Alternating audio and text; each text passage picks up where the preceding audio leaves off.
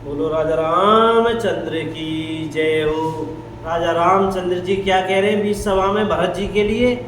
ऐसे वचन बोले जो मानो वाणी के सर्वस्व ही थे, परिणाम में हितकारी थे और सुनने में चंद्रमा के रस अमृत सरीखे थे।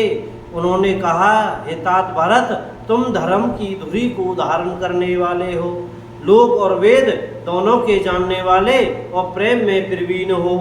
हे तात, कर्म से, वचन से और मन से निर्मल तुम्हारे समान तुम ही हो। गुरुजनों के समाज में और ऐसे कुसमय में छोटे भाई के गुण किस तरह कहे जा सकते हैं?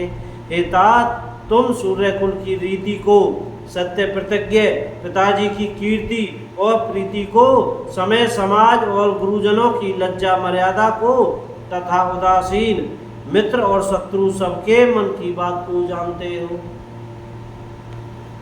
तुमको सबके कर्मों कर्तव्यों का और अपने तथा मेरे परम हितकारी धर्म का पता है। यद्यपि मुझे तुम्हारा सब प्रकार से भरोसा है, तथापि मैं समय के अनुसार कुछ कहता हूँ। हे तात, पिताजी के बिना उनकी अनुपस्थिति में हमारी बात केवल गुरुवंश की कृपा ने ही संभाल रखी है, नहीं तो हमारे समेत प्रजा कुटुंब परिवार सभी बर्बाद हो जाते। यदि बिना समय के संध्या से पूर्व ही सूर्य अस्त हो जाए तो कहो जगत में किसको क्लेश न होगा। हे तात, उसी प्रकार का उत्पात विधाता ने यह पिता की असामयिक मृत्यु किया है,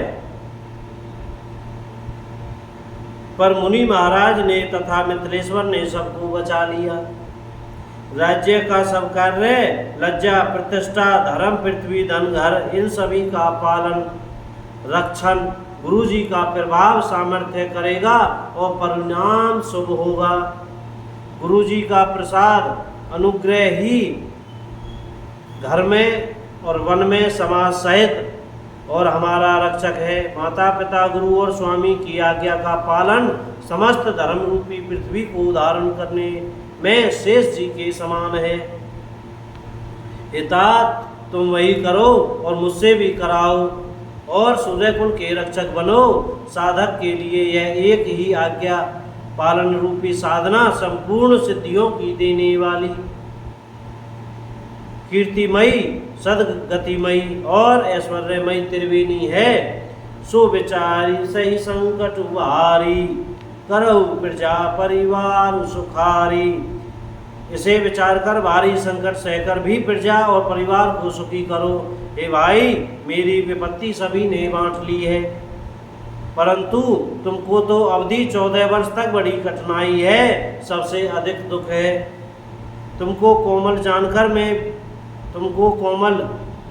जानकर भी मैं कठोर वियोग की बात कह रहा हूँ। हे तात, बुरे समय में मेरे लिए यह कोई अनुचित बात नहीं है। कठोर कुअवसर में श्रेष्ठ भाई ही सहायक होते हैं। वज्र के आघात भी हाथ से ही रोके जाते हैं। सेवक हाथ पैर और नेत्रों के समान, स्वामी मुख के समान होना चाहिए।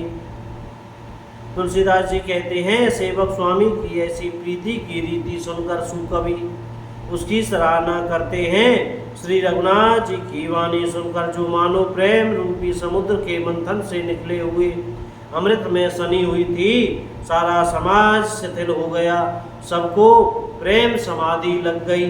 यह दशा देखकर सरस्वती ने चुप साध ली। बोलो जय सिया राम, जय राम जी की। बोलो राजा रामचंद्र की जय हो। अयोध्या धाम की जय हो। वृंदावन धाम की जय हो। चमेली वन धाम की जय हो। श्री हनुमान जी महाराज की जय हो। राधे श्याम। भैया, बोलने में, पढ़ने में, कहने में, सुनने में हमसे कोई गलती हो गई हो तो कृपया क्षमा करते रहिएगा। और हमने जो यह संवाद सुनाया है वह श्री रामचरितमानस अयोध्या कांड से है। जय राम जी की। भैया, सीताराम सीताराम, राधे श्याम राधे श्याम। बोलते रहो भैया, जय राम जी की। सीताराम।